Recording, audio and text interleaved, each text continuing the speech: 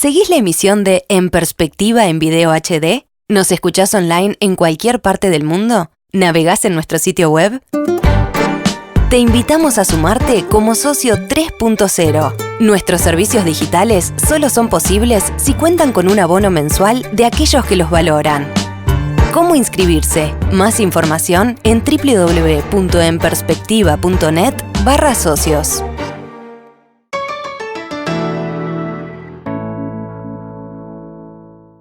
Mejora de la red vial, reactivación del modo ferroviario, modernización de la gestión portuaria. Esas eran algunas de las prioridades en materia de infraestructura que se trazó el gobierno que está llegando a su fin. En total se invirtió alrededor de 12.000 millones de dólares, lo que implica que se cumplió lo que se habían propuesto el presidente Tabaré Vázquez y su equipo de gobierno. En algunos casos las obras se encararon con fondos propios, en otros con concesiones a privados y también mediante proyectos de participación público-privada, PPP. ¿Y ahora cuáles son los principales desafíos para el próximo quinquenio? Hoy vamos a conversar de este asunto con una de las principales empresas constructoras del país, SACEM.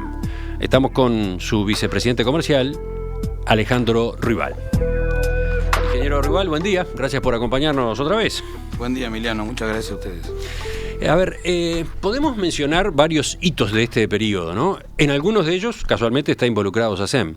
El ferrocarril central, el viaducto en la rambla portuaria de Montevideo, que está ya en obra, finalización de las obras del muelle C en el recinto portuario, remodelación y puesta a punto de cantidad de carreteras, ensanche de puentes, mejora del alumbrado en carreteras. ¿Usted qué evaluación hace? ¿Cuáles son para usted las obras más significativas de este periodo? Bueno, tú en la introducción, Emiliano, hablabas de un monto muy significativo, aquellos 12.700 millones de dólares, que me acuerdo que cuando se planteó eso, que fue una buena noticia para el sector de la infraestructura y también para los inversores, o básicamente a los financiadores de proyectos.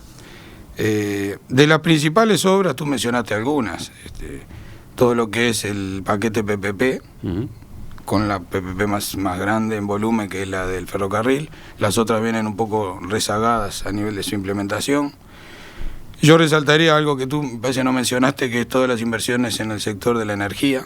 Claro, también ese fue otro rubro, ¿no? Que es un rubro muy importante a nivel de la energía renovable, que nosotros también participamos junto con otras empresas locales, pero participamos muy activamente en la construcción, sobre todo de parques eólicos, aunque también algo de fotovoltaica. La central de ciclo combinado es una obra de ingeniería recientemente inaugurada, muy importante y relevante, y necesaria para la estrategia buena estrategia, considero yo, que desarrolló UTE en cuanto a asegurar la energía. Obras portuarias, todas aquellas obras que están en ese plan, que vinieron a reforzar lo que es la cadena logística, me parece que fueron fundamentales, y espero que se sigan en esa línea. O sea y las obras viales, que bueno, se ha hecho un trabajo importante, sobre todo en estos últimos 3 años. A ver, allí quería hacerle una consulta también puntual.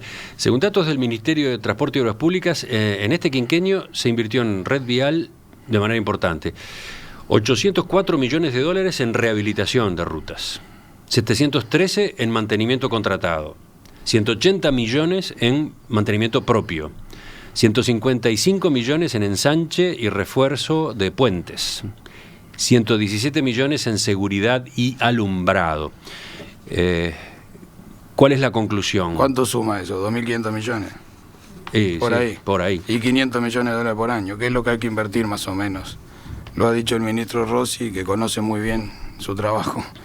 Y dice que el 67% de las rutas se encuentra hoy en buen o muy buen estado, 14,6% en mal estado y el resto en categoría regular. ¿Ese diagnóstico es compartido por ustedes? Bueno, esos diagnósticos son objetivos, ¿no? Hay informes, hay consultoras que miden eso, así que no me corresponde discutirlo. No. Siempre para hacer, y yo creo que hay que trabajar en la apertura de una ruta nueva y sobre todo también en las rutas de segundo orden, que generan la permeabilidad, que es ahí donde creo que hay que meterle mucho también, para ayudar a sacar la mercadería del medio del campo. Por ejemplo, ¿cuáles serían? Los productos del medio del campo, quiero decir. ¿Cuál sería algún ejemplo en ese sentido? Porque hablamos mucho de las rutas nacionales, que se ha hecho mucha cosa y que se está haciendo, y cuando se lancen todas las PPP que están próximas a arrancar, va a haber un trabajo importante en los próximos 2 años en unas cuantas rutas. Pero esas son las rutas de primer orden de la red nacional. Hay que seguir trabajando en el segundo orden, esas rutas, y hasta en el camino vecinal, porque ahí está la clave, la capilaridad. Y Uruguay es un país ideal, que tiene muy buena capilaridad, ya de por sí. Lo que pasa es que tenemos que trabajar, me parece, mucho en mejorar ese tipo de pavimento, sobre todo darle mucho tratamiento al agua, que el agua es el problema en la ruta, ¿no?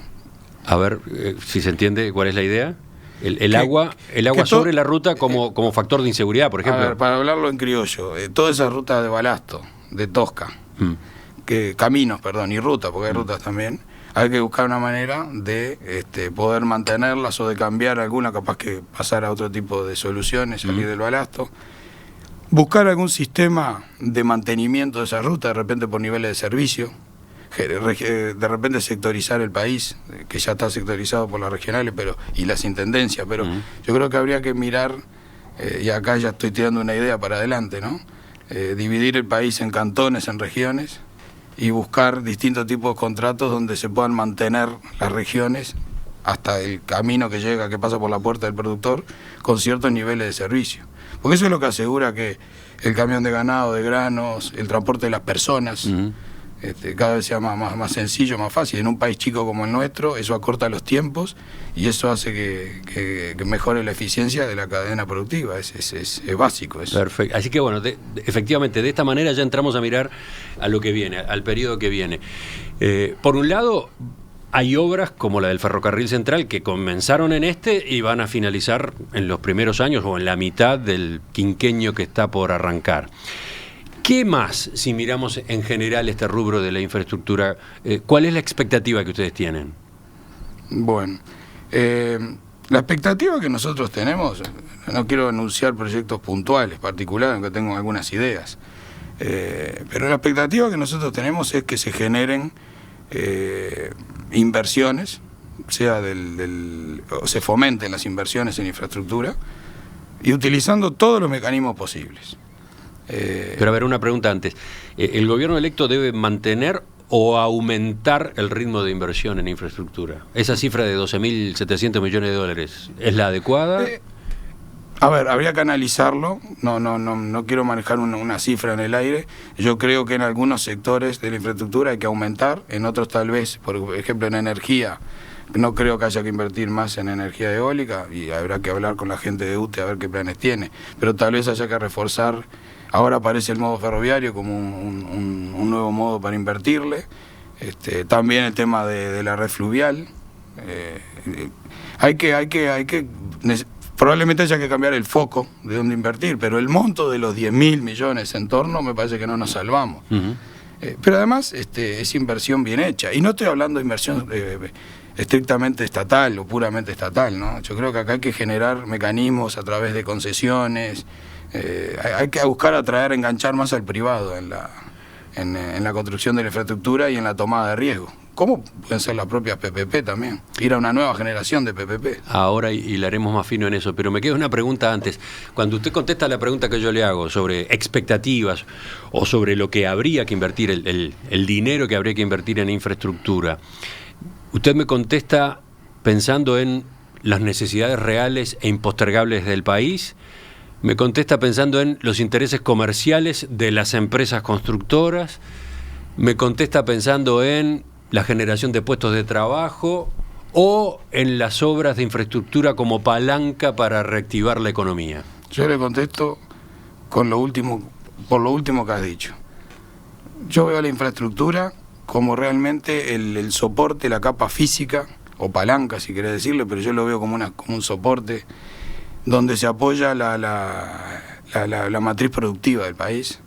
No solo la matriz productiva, también la parte social también, ¿no? Pero hablemos de la matriz productiva, que es la generadora de empleos, ¿no? Y yo la veo así. Entonces yo creo que hay que elegir bien. Pero entonces jugaría reactivando la economía en dos planos. Uno, en el corto plazo, ¿no? Porque demanda demanda mano de obra, demanda, yo qué sé, comercio, servicios, etcétera, mientras las obras se desarrollan. Y después, dice usted, al consolidarse una nueva infraestructura, se favorece la instalación de otras actividades. Bueno, la construcción tiene esas cosas. Tiene que en el momento que se están desarrollando la obra es generadora de empleo y dinamizadora de la economía. Eso no lo vamos a descubrir ahora. Y eso se necesita. Y tiene un efecto multiplicador de 4. Cada dólar, cada peso que yo gasto en la construcción se multiplica por 4 en la economía por el efecto arrastre que tiene, y eso hay estudios que lo demuestran. Y eso en determinados momentos se necesita, y la receta en el mundo es bastante conocida. Cuántos países han salido de momentos de recesión invirtiendo mucho en infraestructura. Pero yo entiendo que no es la razón fundamental, y tampoco uno se puede vivir endeudando para el corto plazo. Yo lo que creo que hay que buscar son aquellas inversiones que, además de generar ese efecto de corto plazo, están generando el desarrollo de otras actividades productivas por encima de ello. Por ejemplo, la cadena logística. Todo lo que yo invierta en puertos, en ferrocarriles, en accesos a los puertos, en rutas, en vías fluviales, todo eso es la base para una infraestructura, para otra economía que se apoya arriba de eso, para desarrollar otros negocios, porque le mejoro la eficiencia. Y eso le estoy ayudando a otro que va a generar otro negocio y que tal vez vaya a generar otra terminal. Y bueno, y eso es lo que hay que buscar, porque eso es lo que genera el círculo virtuoso. Veamos entonces algunos ejemplos. Hace un rato usted empezaba a entrar ya en capítulos. Por ejemplo, ¿qué obras importantes están ahí en agenda o deberían estar en agenda? Bueno, para mí, lo acabo de mencionar y voy a insistir con todo el desarrollo de la cadena logística, que eso involucra muchísimas áreas, pero a seguir desarrollando el puerto llevarlo al terreno. Llevado al terreno, el puerto de Montevideo, que hoy hablábamos antes de entrar, yo creo que el puerto de Montevideo es nuestro puerto profundo de hoy en día, es una terminal que tiene mucho para desarrollarse todavía. Se le están invirtiendo ahora a través de la obra de los accesos que incluyen un viaducto, y eso va a mejorar muchísimo el acceso, pero ahora hay que seguir desarrollando adentro del puerto. Reordenar tal vez y seguir con un plan de sectorización de terminales. Tenemos que resolver el tema de la terminal de pasajeros. Hay que seguir buscando desarrollos en el entorno del puerto de Montevideo. Eso es un primer lugar, y ahí los privados tienen que jugar un rol importante. ¿Cómo tienen que jugar? Porque hay que buscarle el marco a los privados para que los privados vengan con proyectos. A ver, usted está hablando de dentro que, y fuera de que se utilice el instrumento de la iniciativa privada. El de la iniciativa privada, que puede ser iniciativa privada para hacer obra, puede ser iniciativa privada para concesiones. Alguien que venga con una idea que yo quiero desarrollar, un desarrollo inmobiliario en la zona del puerto, en las inmediaciones del puerto. Se ha hablado, el gobierno ha llamado expresión de interés por la estación Artigas, ¿no? Por la estación del ferrocarril abandonada, cerrada, trancada, recuperada. Y bueno, ese es un lugar enorme donde ahí deberían desarrollarse una cantidad de proyectos. Pero sigamos para no quedarnos en el puerto. Pero hablando del puerto, sí. Está en marcha un proceso de sectorización. Se están produciendo traslados de algunas de las terminales, ¿no? Sí. Por ejemplo, barcos pesqueros, ¿no? Se está moviendo. Bueno, ahora se instala en el puerto, está en construcción la terminal especializada en celulosa, la que va a utilizar UPM2. Pero ¿qué más? Usted mencionó al pasar la terminal de pasajeros, la de buquebús. Está pendiente, por otro lado, cada tanto aparece que es necesario ordenar la llegada de los cruceros y el movimiento de gente que implican. Ahí en esa materia, ¿qué es lo que ustedes tienen en vista? ¿Qué es lo que ustedes dicen que se podría hacer? Muy bien. El puerto ya está haciendo una sectorización del puerto, y ya sabemos, hay una terminal especializada de contenedores, hay una terminal de granos, ahora va a haber una terminal de celulosa, los pesqueros se van a mover cuando se termine la obra de la terminal pesquera, hay una serie de muelles multipropósitos.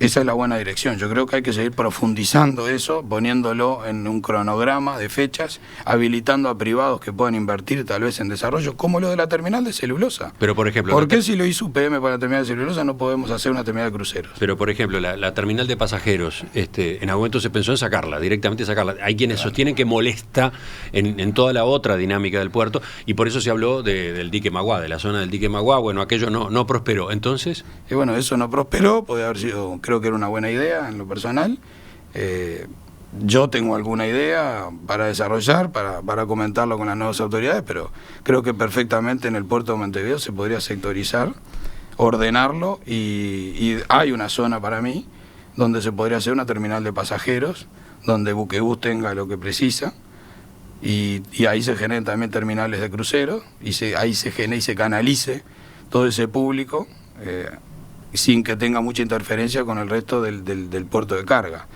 Porque entendamos, nosotros tenemos un puerto, tenemos las escolleras, tenemos los canales de acceso. Hay que aprovechar esa infraestructura y sacarle todo el jugo que se pueda. ¿Pero y cuál es esa zona? ¿Es la que hoy ocupa? Es cerca de ahí, pero si te digo todo ahora, no puedo después presentar la iniciativa privada.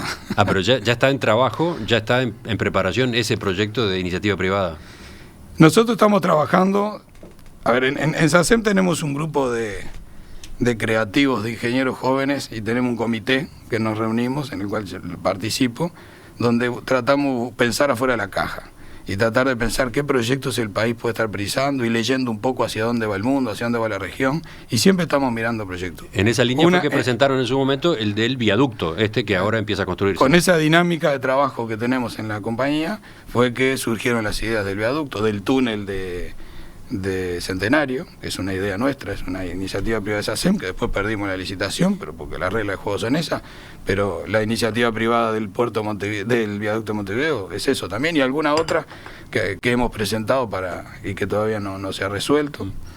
En este caso nosotros vemos, con todo esto que está pasando en el puerto y en los entornos del puerto, una gran oportunidad de presentar cosas que tienen que ver inclusive con desarrollos inmobiliarios fuera del puerto o en las inmediaciones del puerto. En la zona de Ciudad Vieja. En la zona de Ciudad Vieja hay zonas que dan frente al puerto, y además sobran los casos en el mundo donde los puertos han contribuido al desarrollo de la zona en lugar del deterioro, ¿no? Entonces yo creo que tenemos que ir en esa dirección, y creo que estamos empezando a caminar en esa dirección. Y ahora el privado tiene que empezar a mirar eso, hay que generarle el marco y las reglas para que pueda el privado trabajar y generar ideas nuevas. ¿Qué más? Infraestructura en el próximo periodo de gobierno. ¿En qué otras áreas podría invertir el Estado uruguayo en asociación con privados eventualmente? De eso continuamos conversando en la segunda parte de la entrevista con el ingeniero Alejandro Ruibal de SACEM. Ya sobre el final de este periodo de gobierno, las autoridades sostienen que se alcanzó la meta de inversión de 12.000 millones de dólares en infraestructura.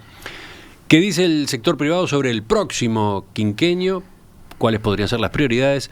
Estamos conversando con una de las principales empresas constructoras, SACEM. El diálogo es con el vicepresidente comercial, ingeniero Alejandro Ruibal. Empezábamos a ver algunos de los rubros, algunos de los capítulos en los cuales se podría volcar esa inversión de 10.000 millones de dólares, 12.000 millones de dólares, que es un número indicativo para el próximo quinquenio. Hablábamos de puertos y sobre todo el puerto de Montevideo. ¿Qué más? Por ejemplo, ferrocarril. A partir del ferrocarril central da la impresión de que Uruguay entra en una nueva era en esa materia, ¿no? ¿Qué puede venir después? ¿O qué debería venir después?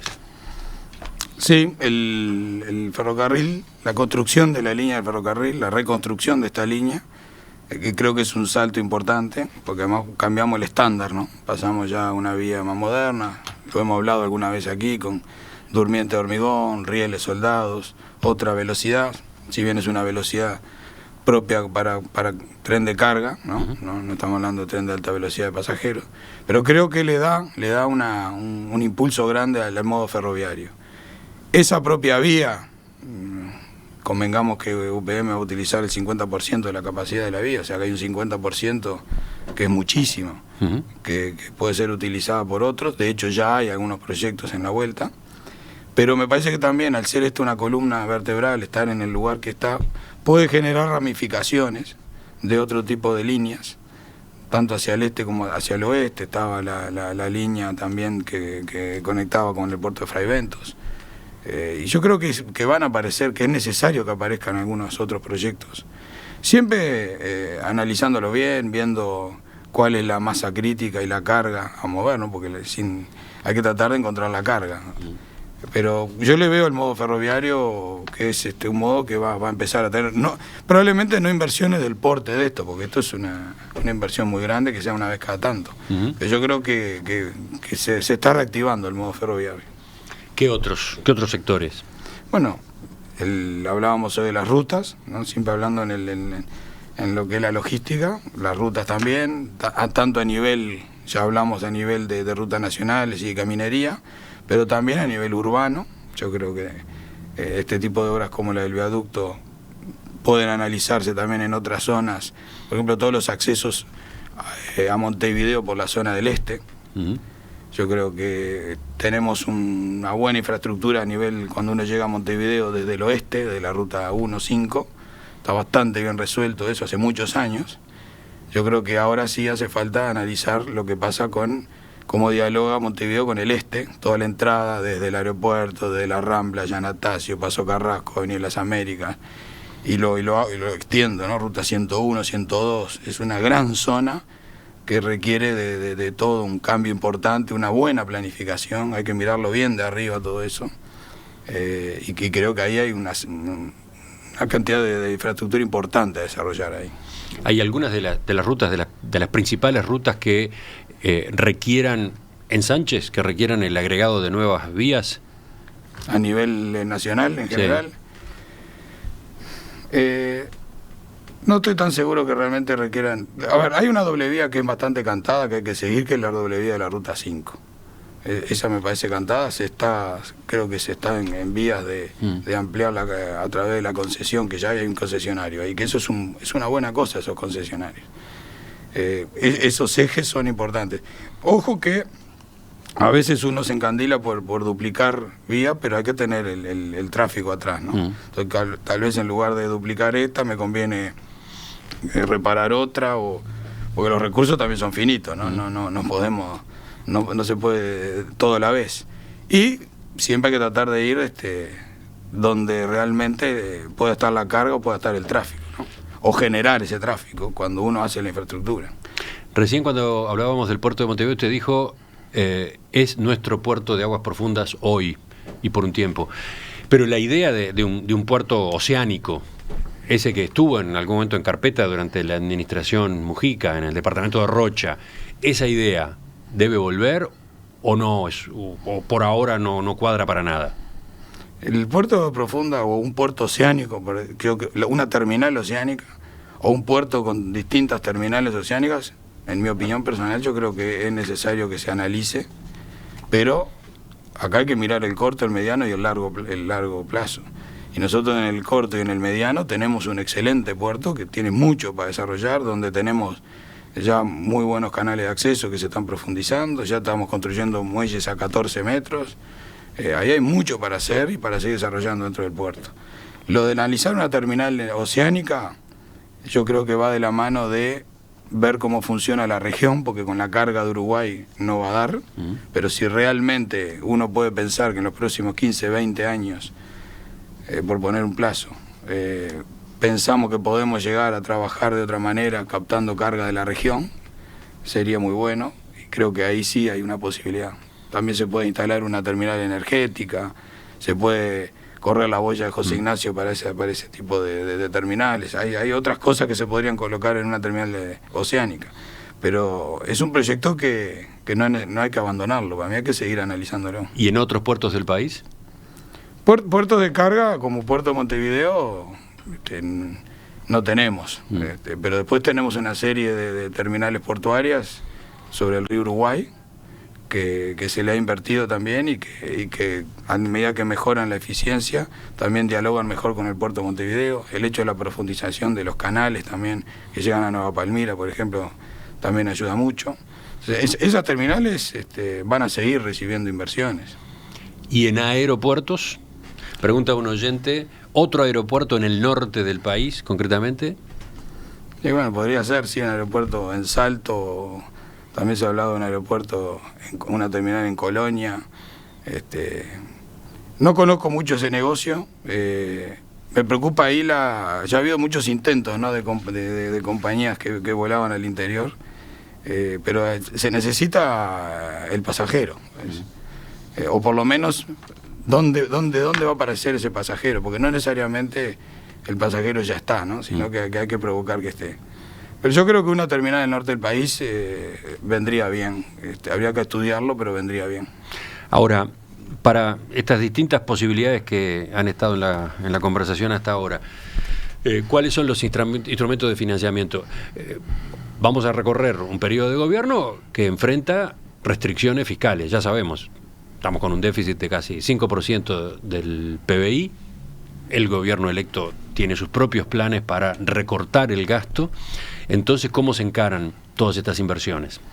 Sí, por lo que escuché de las nuevas autoridades, ellos están proponiendo planes de ahorro, de ajuste, de eficiencia. No han hablado de recorte de inversiones en infraestructura, cosa que me parece bien. Y además creo que tienen una agenda de crecimiento, que es lo que precisamos, y en esa agenda de crecimiento la inversión de infraestructura está presente. No voy a decir qué es lo que tiene que invertir, qué montos tiene que invertir el Estado, porque tendrá que ver las cuentas, pero sí puedo decir que me gustaría que se utilizaran todas las herramientas que están disponibles. Cuando digo todas, digo las concesiones, las PPPs, que se desafíe mucho el sector privado a buscar mecanismos de financiamiento y también de tomada de riesgo compartido, que se genere un diálogo constructivo, confiable. Nosotros tenemos un activo, un capital enorme acá, que es que prácticamente no hay corrupción en este país. Y eso es la base para construir la confianza y desarrollar más negocios. Es interesante que haya puesto ese tema arriba de la mesa.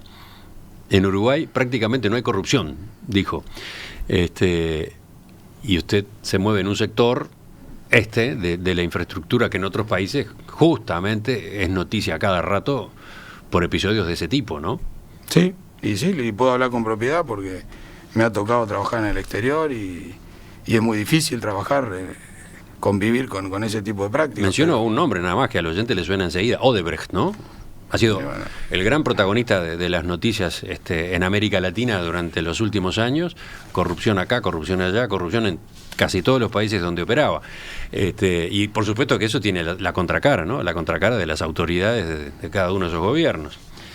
Usted dice que Uruguay se diferencia en ese sentido, y eso, ¿cómo cuenta? Yo digo que no estamos vacunados contra eso, pero tenemos afortunadamente, y es un activo de nuestra sociedad, uno de los tantos activos que tenemos, una de las tantas ventajas que tenemos, que esa práctica no es común aquí. Entonces, yo creo que eso pero es importantísimo. Y a ver, no es casualidad que cuando salimos a buscar dinero para proyectos grandes, hay apetito por los proyectos. Una de las razones es esa. Hay otras razones también, la estabilidad, la justicia, como la independencia de la justicia, la seriedad del país, todo eso juega. Pero el hecho de que la corrupción prácticamente no exista, no digo que no existe porque siempre algo puede haber, pero los niveles bajísimos de corrupción es la base de todo para generar negocios y para atraer inversores. Usted dice que ahí tenemos una ventaja estructural, una ventaja que ya lleva años, pero teniendo en cuenta la experiencia más reciente de SACEM, por ejemplo, ustedes están iniciando prácticamente dos obras grandes, una más grande que la otra, la del viaducto acá en la Rambla Portuaria y la del ferrocarril central. Ahí participa SACEM. En los dos casos han tenido que salir a conseguir financiamiento. ¿Cómo les ha ido? ¿Han notado un contexto especial en esa materia? Una corrección, en la obra del viaducto no es financiado por nosotros, es un préstamo de Fonplata y son fondos propios de ANP. De acuerdo. En el ferrocarril sí, es una PPP, y ahí sí tuvimos que salir a buscar financiamiento.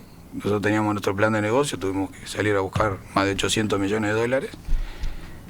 Eso hizo que tuviéramos que trabajar mucho, Nueva York, Londres, París, con actores obviamente asesorados por compañías de primer mundo en este tipo de operaciones, pero bueno, también muy respaldado con instituciones como el BID, sobre todo la parte privada, el BID Invest, CAF, el apoyo de los fondos de CAF con la SAFAP, que es sin ese tipo de fondos sería muy difícil desarrollar infraestructura en Uruguay, sobre todo quien toma el riesgo local, por ejemplo, de la moneda local y la unidad indexada, pero también hay otros bancos que están participando, como Sumitomo, Intesa, y hay una serie de bancos que se mostraron muy interesados.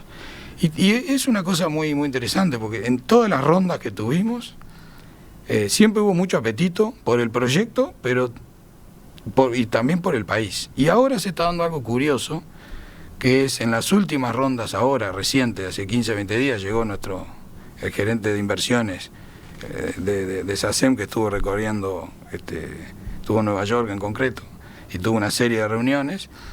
Y hay una oportunidad en este momento, porque esto que está pasando, lamentablemente está pasando en algunos países de América, como Chile, Bolivia, pero básicamente lo de Chile pegó muy fuerte, hasta lo de Colombia. Algunas cosas que también en Brasil, aunque Brasil va por otro camino, lo de Argentina. ¿Qué es lo que ha hecho que haya fondos que necesariamente necesitan invertir dinero y que miran la región y tienen que invertir algo de dinero en la región? Estén mirando más proyectos en Uruguay, estén mucho más dispuestos a invertir en Uruguay, inclusive mejorando las condiciones. Se abre una oportunidad, por eso digo, hay que buscar una nueva generación de PPPs. El contexto regional de inestabilidad ha hecho que inversores del exterior ahora consideren de manera más activa la posibilidad de invertir en Uruguay. Pero la escala del país, ¿cómo pesa en ese sentido? La escala del país juega en contra, la escala de los proyectos del país juega en contra, pero... Porque el ferrocarril central es un proyecto grande. Y claro, siempre pasó... Ahí no hay problema en ese sentido. Y los montos son grandes y esos montos atraen jugadores grandes que no van, por ejemplo, por negocios menores de 100 millones de dólares, por decir algo. Pero hoy en día están cambiando esas condiciones y, dada la necesidad que tienen, estarían dispuestos a darle una posibilidad a Uruguay o abrirle una carta de crédito a Uruguay para hacer proyectos más chicos, de 10 veces menor que esos montos. Y eso es una ventana que hay que aprovechar. ¿Ustedes han notado esa disposición reciente, digamos? No, esto es de ahora, esto es de hace una semana. Me pregunto cómo contará en ese análisis la forma como se está dando la transición, ¿no? Imaginábamos una transición un poco más fluida entre el gobierno Vázquez y el gobierno de Lacalle Pou. Ahora, estos días la cosa se complicó. Se está saliendo de cauce, se está saliendo de lo que se imagina como cultura política uruguaya desde afuera. Como te imaginarás, Emiliano, no voy a entrar en un análisis de esos temas que no me corresponde. Lo que creo que estas cosas van a pasar, no va a pasar de ser un poco de ruido y va a primar como siempre en Uruguay el sentido común, y no vamos a poner la celeste y vamos a mirar para adelante lo que hay que hacer por el país. Eso lo doy por descontado, por tanto el presidente electo como el saliente son dos republicanos de primer nivel. Lo da por descontado, pero parece que conviene que esto se ordene un poco, que no siga así en este nivel de polémica pública que se ha dado. Todos sabemos eso, todos sabemos que no conviene nada, ningún tipo de polémica en ese tipo, todos los actores lo saben.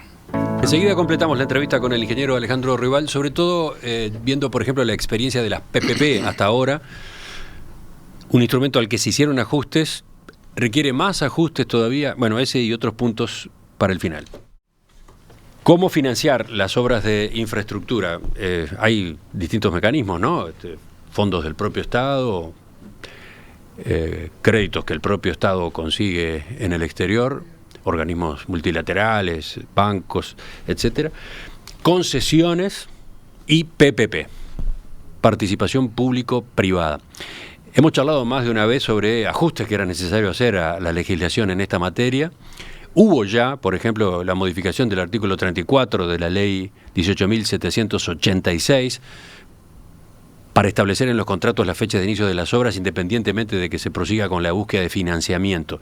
¿Ese fue un avance? Ese fue un avance muy importante. Sin ese avance no hubiéramos podido comenzar las obras del ferrocarril central a tiempo. ¿Falta más? A ver, a nivel... Estaba leyendo en Búsqueda de la semana pasada una entrevista que se publica con alguien que usted conoce bien, Joël Rousseau, que es el presidente de NGE, el cuarto concesionario de obra pública de Francia que participa en el consorcio del ferrocarril central, donde está SACEM, ¿no? La nota se titula de esta manera: Uruguay no debería tener tanto miedo y pedir garantías tan altas para las PPP porque pone al límite el interés de los privados. Bien, pero eso que lo comparto, y además el señor Rousseau, que nos visitó hace poco y se fue encantado al Claro de Uruguay, le encantó el país y va a volver y tiene en mente hacer más inversiones en Uruguay. Yo comparto lo que él dice, pero eso no es necesario tocar la ley, eso es más en la redacción de los pliegos. Ajá. Yo creo que la ley como está, con tal vez alguna pequeña ajuste, esta posibilidad que mencionábamos de la evidencia de financiamiento para poder largar los contratos antes es una herramienta muy importante. Yo lo que creo que sí, a nivel de las garantías es demasiado, de hecho también nos mata a las empresas locales, ¿no? Y hay que pensar también en el desarrollo de las empresas locales, pero si imagínese si al cuarto operador de concesiones de Francia le generó, actuó al límite por el tema de garantías, a las empresas uruguayas tuvimos que hacer un esfuerzo gigantesco. Yo creo que eso es parte también del conocimiento y del uso de la herramienta, que espero que se pueda ir puliendo. Pero es una herramienta muy buena. Es una herramienta muy buena. El economista Isaac Alfie ha dicho que es demasiado costosa, que termina siendo demasiado costosa para el Estado. ¿Usted ha escuchado ese diagnóstico? Sí, aparte lo he discutido con mi amigo Lito, que compartimos directiva de Peñarol. Y todo, bueno, ahí está, se conoce de ahí, pero él aparentemente va a tener una posición en el equipo económico del gobierno que entra. ¿Esta discusión se va a dar entonces? Yo creo que Lito también ha precisado, Alfie ha precisado un poco luego de esas declaraciones. Yo comparto y entiendo lo que él dice, todo en su justa medida. Para cierto tipo de obras y de inversiones, las PPP no son la solución, y eso yo lo comparto. Tal vez endeudándose el país consigue mejores tasas, pero acá cuando uno mira una PPP hay que mirarlo de otra manera. Hay que mirar la transferencia de riesgo hacia el privado, hay que mirar los plazos para concretar la construcción, porque parecen muy largos los plazos, pero primero se pueden acortar mucho, como fue el caso del ferrocarril, y segundo, hay que mirar que cuando uno hace una obra por PPP es responsable del diseño, el financiamiento, el mantenimiento y la operación. Es decir, se evita después el Estado andar llamando a nuevas licitaciones o a veces tener los problemas que no tiene cómo llamar a porque de repente no tiene los fondos para llamar y la infraestructura se deteriora, como nos pasó muchas veces con muchas carreteras a lo largo de los últimos 50 años. En esto se olvida por 20 años, 22 años, en el caso del ferrocarril por 18 años, se olvida de tener que invertirle. Se olvida el mantenimiento, porque nosotros no vamos a cobrar si no podemos mantener el nivel. Y eso es muy importante. Entonces hay que poner todo arriba de la mesa para decir si es caro o no es barato. Yo creo que para proyectos de cierto porte para arriba es una muy buena solución. Por algo se usa mucho en países desarrollados, pero tiene que ocupar un lugar y no es la solución para todos los problemas de infraestructura, no es así. El ministro Víctor Rossi dijo ahora, este mes, que debería constituirse una agencia estatal que concentrara la gestión de los proyectos PPP para evitar demoras, para facilitar y sortear la burocracia. ¿Serviría ese instrumento? Comparto totalmente, es algo que lo he hablado con muchas autoridades. Yo creo que lo que es necesario, una vez dije, hace años, una entrevista, dije, hace falta un señor PPP. Ajá. Hace falta alguien que tome bajo su responsabilidad, con un cargo importante, con línea directa con el presidente de la República, con el Consejo de Ministros, donde pueda liderar todo lo que es el desarrollo de los proyectos PPP. Y yo agregaría más, no solo de PPP, sino de algunos proyectos de infraestructura que se entienda que son estratégicos. Esa agenda es fundamental, que se cumplan determinados plazos, porque las cosas que no se cumplen dentro de los plazos previstos generan trastornos, o más costos, o no se puede usar la infraestructura, y esos costos son costos hundidos que se terminan pagando. Entonces, yo creo que el hecho de tener una agencia, no sé cómo se llama, a mí no me gusta tampoco crear... a eso iba, sí. A mí no me gusta eso iba con la pregunta, ¿más burocracia? No, por eso. ¿Cómo se hace para cumplir con ese objetivo y al mismo tiempo no agrandar, entre comillas, el Estado, ¿no? Mi experiencia como de gestionar empresas, a nivel privado, obviamente, es no crear, muchas veces está en cómo se usan los instrumentos que uno ya tiene y no es necesario crear nuevos, sino que depende bien la selección de las personas y qué se espera de esa persona que yo pongo en el cargo. Entonces, si hay que ver un poco la estructura del Estado, pero tal vez ya haya una estructura o un cargo como para hacer eso, pero no necesariamente armar oficinas nuevas con funcionarios nuevos. Tal vez ya se puede hacer tomando tal vez algo que ya hay en el Ministerio de Economía, pero hay que elegir y hay que además empoderarlos, darle soporte ahí. Concesión. Ingeniero Rival, estamos terminando ya, hemos hecho una buena recorrida, creo, sobre todo apuntando para adelante, a los próximos 5 años. Ahora yo le hacía consultas desde el punto de vista institucional, desde el punto de vista legal, otros ajustes que haya que hacer para facilitar las inversiones en infraestructura. A ver, yo apunto siempre para el lado de la participación del privado y articulando con el Estado, lo público-privado. Yo creo que ahí es donde hay que trabajar y ahí hay una oportunidad más grande. Yo veo también al privado, a los actores privados, participando en el desarrollo de la infraestructura también, más allá del sector vial, en el sector energético, en el sector de las telecomunicaciones, por ejemplo.